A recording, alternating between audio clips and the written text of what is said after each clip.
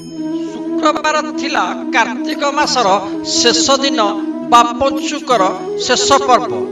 एही दिवस मध्यरात्रि निकटस्थ मंदिर मानकरे श्रद्धालुंक होइतिला प्रबल भीड़।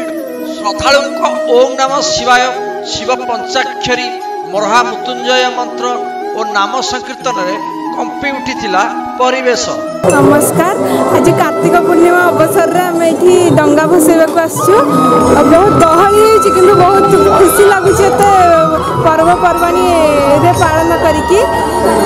हैप्पी कार्तिक पूर्णिमा तो थैंक यू।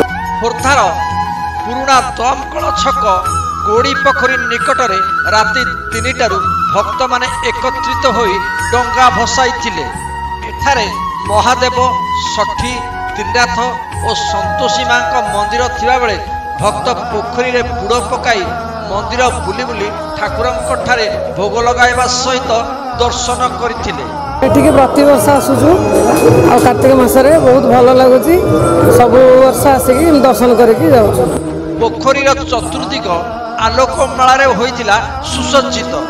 पोखरी मध्य भागरे एक बृहत डंगा थिया बेले यह ओडिशार पुरातन नौवाणिज्यर प्रतीक को मने पकाई देउथिला।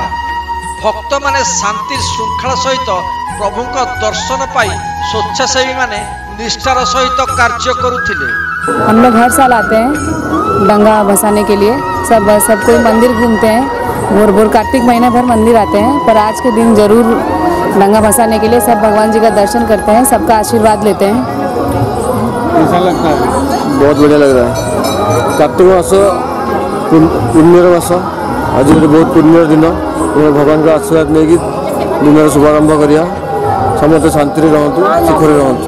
प्रकाश थाउ कि खोर्धा गुरुजंग धवलेश्वर, मुकुंद प्रसाद असुरेश्वर, जेमादेई बालंकेश्वर, सामंतरापुर स्वप्नेश्वर आदि पीठरे श्रद्धालुंकर समागम होइतिला। कार्तिक मासर शेष दिन आज हूँ कार्तिक पूर्णमी।